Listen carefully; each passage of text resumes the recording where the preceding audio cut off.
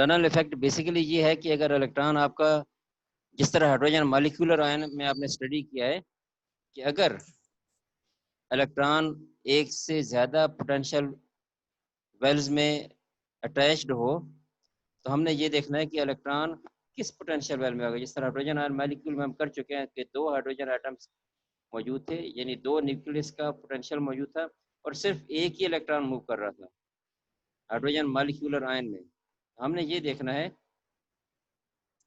कि hydrogen molecular ion किस potential well में होगा, क्या न्यूक्लियस ए के पोटेंशियल वेल में होगा या न्यूक्लियस बी के पोटेंशियल वेल में होगा, या दोनों के साथ उसकी इंटरेक्शन होगी। ये आज हमने स्टडी करना है। ये using the example of hydrogen molecular ion, जो हम पहले स्टडी कर चुके हैं, काफी डिटेल में हमने स्टडी किया इसको, हाइड्रोजन मॉलिक्यूलर आयन को। we may get an excellent description of an effect which is known as tunnel effect. Tunnel effect basically क्या है कि टनल इफेक्ट में आपको ये फिगर दिखाता हूँ नेक्स्ट स्लाइड में। ये देखें, हमारे पास 2 एटम है, एटम ए और एटम बी। दोनों के nucleus, for example atom A का न्यूक्लियस ए है, एटम बी का न्यूक्लियस बी, और उनके ये पोटेंशियल है, न्यूक्लियर पोटेंशियल। ये आपको वाई एक्सिस पे पोटेंशियल एनर्जी और एक्स एक्सिस पे जो डिस्टेंस है, सेपरेशन है, वो है। तो हमारे पास जो न्यूक्लियस ए का पोटेंशियल वेल है वो ये आपके पास लेफ्ट साइड पे है, और न्यूक्लियस बी का जो पोटेंशियल है वो राइट साइड पे है। हमने देखना ये है कि इलेक्ट्रॉन पोटेंशियल ए के साथ जब अटैच्ड है तो उसकी जो मैक्सिमम एनर्जी है, ये बाइंडिंग एनर्जी, वो ई नॉट है। इलेक्ट्रॉन जब न्यूक्लियस ए के पोटेंशियल वेल में है, यानी न्यूक्लियस ए के साथ अटैच्ड है सिर्फ, तो उसकी बाइंडिंग एनर्जी क्या है, ई नॉट है। और जब इलेक्ट्रॉन न्यूक्लियस बी के साथ अटैच्ड है, न्यूक्लियस बी की पोटेंशियल वेल में है, तो फिर भी इसकी बाइंडिंग एनर्जी ई नॉट ही होगी, क्योंकि दोनों असल में बेसिकली दोनों एटम्स तो सेम है ना, एटम ए और बी दोनों हाइड्रोजन के एटम है, दोनों के न्यूक्लियस में एक एक प्रोटॉन है, तो दोनों के साथ इलेक्ट्रॉन की बाइंडिंग एनर्जी वो सेम होगी, ई नॉट। तो हम ये देखेंगे कि इलेक्ट्रॉन क्या सिर्फ एक के पोटेंशियल में रहेगा या दूसरे में, तो यही चीज हमने यहाँ पे डिस्कस करनी है। Let's consider the behavior of classical particle in a potential field as shown in figure 26.2, जब भी हमने डिस्कस किए। If the particle is first in the region of left potential. अस्सलाम वालेकुम sir. Sir basically tunnel effect है क्या? Tunnel effect आप लोगों ने क्वांटम मैकेनिक्स में भी स्टडी किया ना डिटेल में, उसी वही मैं आपको अभी बताने लगा कि ये टनल इफेक्ट क्या है। अभी इस फिगर में आप देखें, आपके पास जो है इलेक्ट्रॉन्स जो है, अगर इससे न्यूक्लियस ए के पोटेंशियल में मौजूद है with potential energy E not. अब ज़ाहिरन आप यहाँ पे देख लें कि जब इलेक्ट्रॉन न्यूक्लियस ए के पोटेंशियल वेल में मौजूद है तो इलेक्ट्रॉन इस पोटेंशियल वेल से नहीं निकल सकता क्लासिकली। ऐसे ही है ना, यहाँ पे जब इसकी बाइंडिंग एनर्जी ई नॉट है तो यहाँ से नहीं निकल सकता न्यूक्लियस ए के पोटेंशियल वेल से।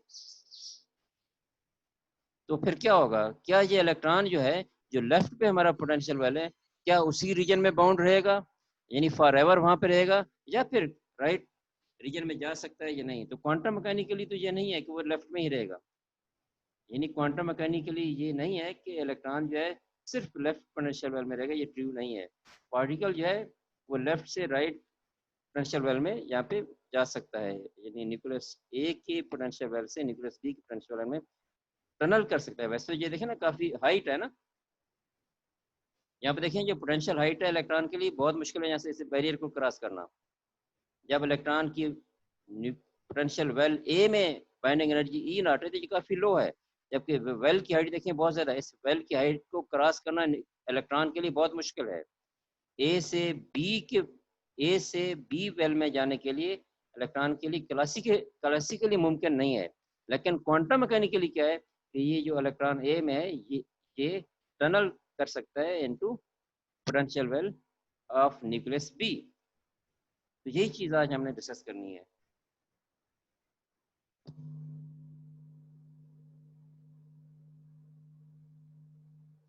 अच्छा, ये आपने ये पूछा रीजन क्या होगी, तो यही हमने अभी रीजन करनी है। यही रीजन हम क्वांटम मैकेनिकली डिस्कस करेंगे कि क्या इलेक्ट्रॉन जो है पोटेंशियल वेल ए से पोटेंशियल वेल बी में टनल कर सकता है, तो कैसे कर सकता है, क्यों कर सकता है। यही अभी हमने डिस्कस करना है। ये क्वेश्चन अभी किसी ने कहा था कि इसकी वजह क्या है, तो यही चीज अब हमने ये प्रूफ करनी है। इसे हमने प्रूव करना है कि ए से बी में जा सकता है क्वांटम मैकेनिकली। क्लासिकली तो हमें नजर आ रहा है कि बैरियर हाइट बहुत ज्यादा है, इलेक्ट्रॉन पोटेंशियल वेल ए से बी में नहीं जा सकता। अब यहाँ पे देखें कि हम ये लेक्चर 26 में अब एक रिलेशन कर चुके हैं। 26.13 रिलेशन था लास्ट लेक्चर में, उसमें ओवरलैपिंग आपने बॉन्डिंग और नॉन बॉन्डिंग दो सिचुएशन देखी थी। बॉन्डिंग में क्या था कि ओवरलैपिंग थी, ओवरलैपिंग इंटीग्रल एस था वहाँ पे। अगर हम ये कहते हैं कि ओवरलैपिंग एस जो है, ओवरलैपिंग इंटीग्रल एस की वैल्यू वेरी वेरी स्मॉल है, then we can neglect it. अगर इसे हम निगलेक्ट करेंगे फिर तो energy of electron can be given in the form energy, जो 26.13 इक्वेशन में हमने वहाँ पे स्टडी की थी। ये मैं दोबारा मैंने यहाँ पे से रीराइट किया हुआ है। E is equal to E naught. E naught क्या, उसकी लोएस्ट बर्निंग एनर्जी है किसी एक इलेक्ट्रॉन के साथ, किसी एक न्यूक्लियस के साथ, सॉरी, इलेक्ट्रॉन की बाइंडिंग एनर्जी किसी एक न्यूक्लियस के साथ, न्यूक्लियस ए के साथ है या न्यूक्लियस बी के साथ, उसकी बाइंडिंग एनर्जी क्या है, ई नॉट। अभी हमने ये लास्ट फिगर में भी किया है और लेक्चर 26 में भी हमने डिटेल में वहाँ पे स्टडी किया था। तो ये ई नॉट जो है इलेक्ट्रॉन की वो बाइंडिंग एनर्जी है जब इलेक्ट्रॉन किसी एक न्यूक्लियस से अटैच्ड है, प्लस डेल्टा ई उसमें एनर्जी ऐड है तो जब ये वो एनर्जी है जो उसके अपने एटम के साथ, न्यूक्लियस के साथ है, इलेक्ट्रॉन की अपने न्यूक्लियस के साथ, किसी के साथ हो सकती है। मैं दोबारा जा रहा हूँ, ये वो चाहे न्यूक्लियस ए के साथ है चाहे न्यूक्लियस बी के साथ, उसकी बाइंडिंग एनर्जी क्या है, ई नॉट है। दोनों के लिए सेम होगी क्योंकि दोनों न्यूक्लियस एक जैसे हैं ना, दोनों हाइड्रोजन की न्यूक्लियस हैं और दोनों न्यूक्लियस में एक एक प्रोटॉन है। तो दोनों न्यूक्लियस के साथ इलेक्ट्रॉन की जो बाइंडिंग एनर्जी है इंडिविजुअली न्यूक्लियस ए के साथ या इंडिविजुअली न्यूक्लियस बी के साथ उसकी बाइंडिंग एनर्जी वो क्या है, ई नॉट है। अकेले एक न्यूक्लियस का था उसकी बाइंडिंग एनर्जी ई नॉट है। जब दोनों न्यूक्लियस करीब होंगे तो फिर उसमें एनर्जी में चेंज आएगी, वो क्या है, प्लस डेल्टा ई है। और डेल्टा ई हमने वहाँ पे ये इसके डेल्टा ई की वैल्यू फाइंड की थी, वो क्या थी, C plus plus minus D over 1 plus minus S. जो एस जो है ये हमारा क्या था, ओवरलैप इंटीग्रल था। एस को हम अभी ले रहे हैं कि ये इसकी वैल्यू समान है, हम इसे निगलेक्ट कर सकते हैं, तो फिर हमारे पास एनर्जी क्या हो जाएगी, E is equal to E naught plus C plus minus D. ये हमारे पास एनर्जी की वैल्यू आ जाएगी। अब हम कंसिडर करते हैं कि जो सोल्यूशन है हमारे पास इलेक्ट्रॉन की, ये वो है हमारे पास टाइम डिपेंडेंट श्रोडिंगर इक्वेशन। अगर हम यूज करें तो हमारे पास वेव फंक्शन आ जाएगा psi R T is equal to psi R, ये आपका स्पेशल कंपोनेंट है exponential minus iota E T by H cut. ये आप लोगों ने किया है टाइम डिपेंडेंट श्रोडिंगर इक्वेशन। अगर ये हमारे पास जनरल सोल्यूशन है और ये भी हम कर चुके हैं कि जो साई है साई आर, और इसके लिए हम यूज कर सकते हैं अप्रोक्सीमेट वेव फंक्शन, जो आप लोगों ने लास्ट लेक्चर में 15 और 16 में वहाँ पे किया हुआ था बॉन्डिंग और एंटी बॉन्डिंग के लिए, यस एंटी सिमेट्रिक और सिमेट्रिक वेव फंक्शंस के लिए। तो एंटी सिमेट्रिक के लिए हमारे पास ये रिलेशन था सी ए इंटू फाई ए माइनस फाई बी। फाई ए जो है न्यूक्लियस ए के साथ उसका वेव फंक्शन है, फाई बी जो है न्यूक्लियस बी के साथ जब इलेक्ट्रॉन है तो वेव फंक्शन है। तो ये पहली इक्वेशन ये है एंटी सिमेट्रिक एंटी बॉन्डिंग के लिए। दूसरा क्या है, सिमेट्रिक जब बॉन्डिंग वेव फंक्शन है आपके पास। हाँ, ओवरलैपिंग नहीं होगी, फिर ओवरलैपिंग नहीं होगी ऑलमोस्ट, उसे हम निगलेक्ट कर रहे हैं। अब ये आपके पास वेव फंक्शन, हम इससे वेव फंक्शन सही की हम वैल्यू यहाँ से फाइंड कर सकते हैं। और दूसरा जो एनर्जी है ये आपके पास इक्वेशन 28.1 में आ चुकी है। अब एनर्जी के लिए हम एनर्जी की बजाय हम जो इसे एनर्जी से बजाय हम फ्रिक्वेंसीज का अगर रिलेशन यूज करें,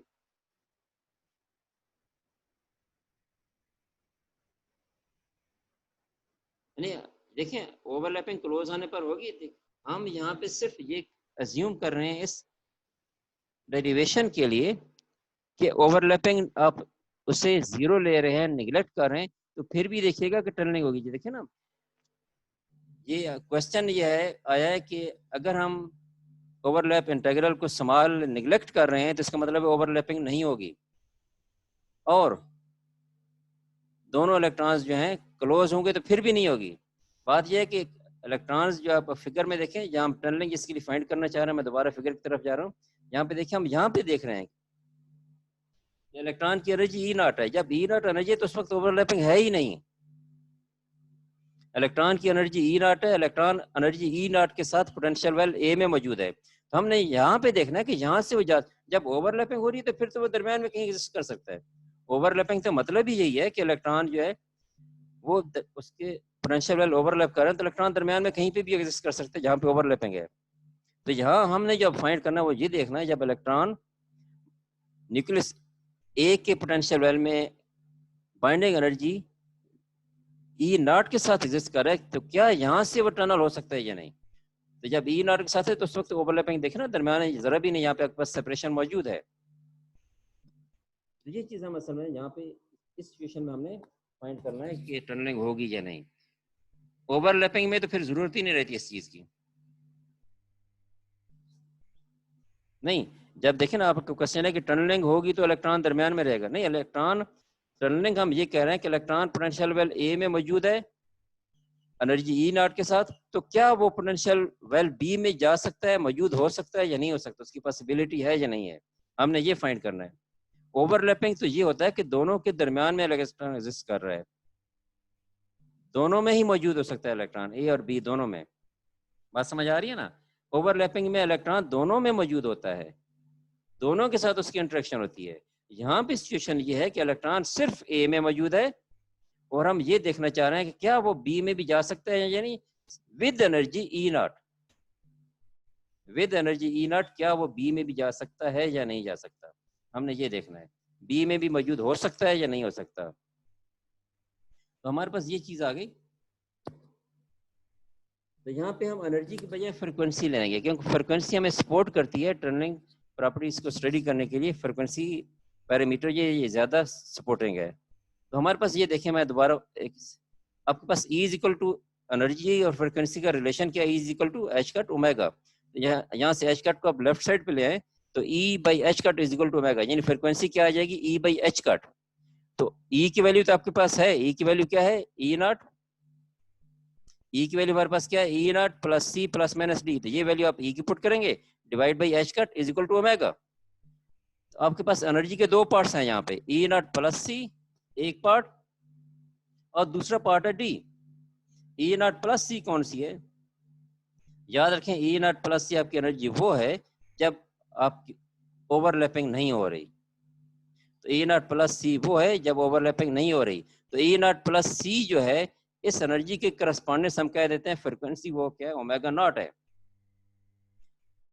और डी वो है जब इलेक्ट्रॉन आपका स्टेट ए से बी में जा रहा है, तो डी जो एनर्जी में चेंज है ये उसकी वजह से है, ए में, ए से बी में या बी से ए में, आप कह सकते हैं ये टनलिंग पार्ट है। तो इसके करस्पॉन्डेंस जो एनर्जी होगी उसे हम कह देते हैं, सॉरी, इसके डी के करस्पॉन्डेंस जो फ्रीक्वेंसी होगी उसे हम कह देते हैं टनलिंग फ्रीक्वेंसी।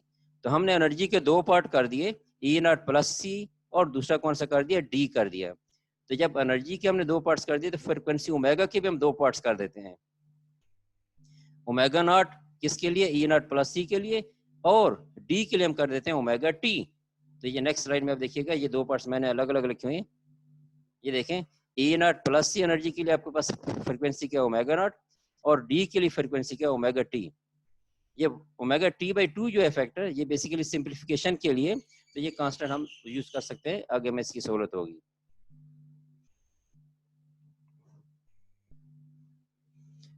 हाँ, जो एडिशनल एनर्जी है, जो टनलिंग के बाद है, बिल्कुल ठीक है, जब टनलिंग होगी तब होगी ये। जब टनलिंग होगी तब ये डी एग्जिस्ट करेगा, टनलिंग नहीं हो रही तो फिर डी की वैल्यू 0 होगी। अब देखें, हम यूज करते हैं, आपके पास जो लास्ट स्लाइड में मैंने दो इक्वेशन लिखी थी 26 लेक्चर की, ये सिमेट्रिक और एंटीसिमेट्रिक वेव फंक्शन की, सिमेट्रिक और एंटीसिमेट्रिक वेव फंक्शन की इक्वेशंस, सॉरी, ये हम यूज करेंगे। यहाँ पे आपके पास जो टोटल वेव फंक्शन है psi R T, that is equal to क्या है, psi R exponential minus iota E H cut E T by H cut. ये लास्ट स्लाइड में मैंने ये देखें, ये टाइम डिपेंडेंट सिग्नल इक्वेशन जो है ये हमारे पास ये आ जाएगा। तो यहाँ पे हम साई आर की वैल्यू पुट कर देते हैं। साई आर आपका क्या होगा, psi R is equal to, यानी वेव फंक्शन आपका क्या होगा, प्लस माइनस होगा, सिमेट्रिक होगा या एंटीसिमेट्रिक होगा, और राइट साइड पे साई की वैल्यू क्या होगी, सिमेट्रिक होगी या एंटीसिमेट्रिक होगी, सी इनटू फाई ए प्लस माइनस फाई बी। और सी आपका, इसकी सी की हम वैल्यू लेते हैं 1/2 स्क्वायर रूट, नॉर्मलाइजेशन इसकी कर लेते हैं इसमें 1/2 स्क्वायर रूट, और एनर्जी की वैल्यू पुट कर देते हैं, ये भी हमने लास्ट रिलेशन में किया, E naught plus C plus minus T over H cut. यहाँ से आपके पास दो पार्ट्स आ जाएंगे, एक सी प्लस के लिए सिमेट्रिक के लिए, दूसरा एंटीसिमेट्रिक के लिए। तो C प्लस के लिए आपके पास ये आ जाएगा 5a plus 5b 1/2 square root exponential minus ये E नॉट प्लस ये आपके पास क्या ओमेगा नॉट है और D क्या है ओमेगा टी और ओमेगा t/2। इसी तरह सेकंड में आपके पास ये आ जाएगा। ये दरमियान में हमने यहाँ पे माइनस लिया है, ये बेसिकली माइनस है, माइनस आ जाता है। अगर आपकी ये डी की वैल्यू प्लस है तो माइनस हमने बाहर कॉमन लिया हुआ है, तो ये प्लस डी के लिए असल में है।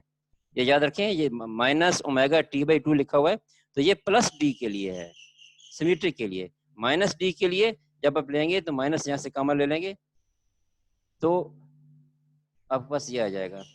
यहाँ पे थोड़ी सी करेक्शन कर लीजिएगा, ये मेरे ख्याल जो लास्ट क्वेश्चन मैंने लिखी है आपको यहाँ पे साइन का थोड़ा सा करेक्शन करना पड़ेगा, क्योंकि माइनस कॉमन लिया हुआ है ना, ये प्लस माइनस नहीं होगा, माइनस प्लस होगा, ये चेंज कर लीजिएगा। ये डी की साइन यहाँ पे प्लस माइनस नहीं होगा, माइनस प्लस होगा, क्योंकि बाहर माइनस कॉमन लिया हुआ है। तो ये आपके पास है सिमेट्रिक के लिए सही प्लस आ जाएगा और एंटी सिमेट्रिक के लिए सही माइनस आ जाएगा। तो ये टाइम इंडिपेंडेंट टाइम डिपेंडेंट के है स्ट्रिंगर इक्वेशन के लिए आपके पास वहां से सॉल्यूशन मिल रहा है। और टाइम डिपेंडेंट सॉल्यूशंस जो हैं हम ये कह सकते हैं कि ये आपके पास जो दो सॉल्यूशंस आ रहे हैं इनकी जो सुपरपोजिशन से आपको जो वेव पैकेट्स मिलेंगे वो आपको क्या कहलाएंगे, जो दो फंक्शंस हैं आपके पास साई प्लस और साई माइनस, इनकी सुपरपोजिशन से आपको वेव फंक्शन मिलेगा। सुपरपोजिशन आपके पास क्या हो जाएगी, psi R T is equal to d1 psi plus और प्लस d2 साई माइनस। यहाँ पे जो आपके d1 और d2 दोनों कोएफिशिएंट्स हैं ये बेसिकली टाइम डिपेंडेंट कांस्टेंट्स हैं। तो इस तरह हमारे पास जो टाइम श्रोडिंगर इक्वेशन है उसकी जनरल फॉर्म आपके पास क्या है, h psi is equal to iota h cut psi. ये h आपके पास हैमिल्टोनियन आप लोग ये पहले स्टडी कर चुके हैं। हैमिल्टोनियन हमने 26.3 क्वेश्चन वहां पे हमने किया था इसको, श्रोडिंगर इक्वेशन 26.3 लास्ट लेक्चर में। अब आप यहाँ पे इनकी अगर वैल्यूज हम इस सिचुएशन ये ले लेते हैं, यहाँ तक हमने ये जनरल रिलेशन डेवलप कर लिया है। अब हम देखते हैं कि अगर इलेक्ट्रॉन सिर्फ पोटेंशियल वेल ए में है, अगर इलेक्ट्रॉन पोटेंशियल वेल ए में है at time t is equal to 0, यानी इनिशियली हम ले रहे हैं,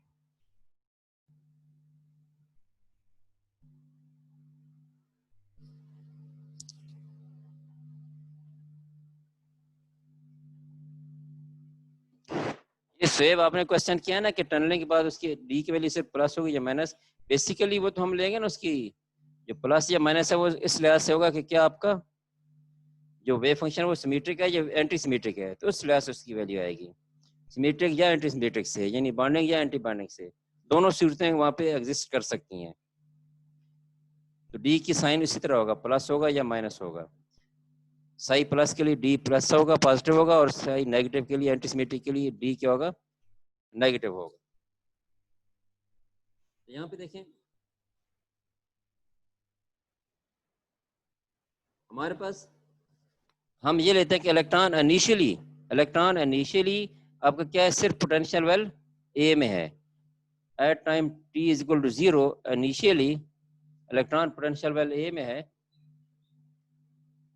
और उस वक्त जो है हम ले लेते हैं कि d1 और d2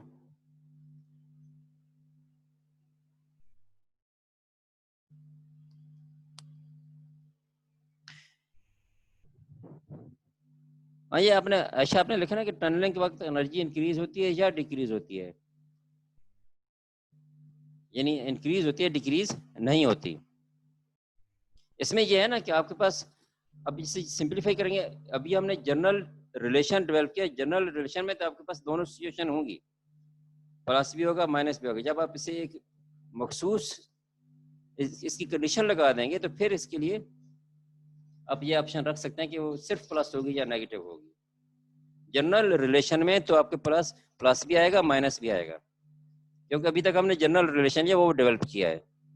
अब हम आगे जब मूव कर रहे हैं तो हम देखेंगे कि इलेक्ट्रॉन सिर्फ एक पोटेंशियल वेल ए में एग्जिस्ट कर रहा है, तो फिर क्या उसमें रिलेशन आएगा वेव फंक्शन के लिए। तो यहाँ से अब आपकी कंडीशंस जो है फिक्स करने से वेव फंक्शन की वैल्यू भी चेंज हो जाएगी।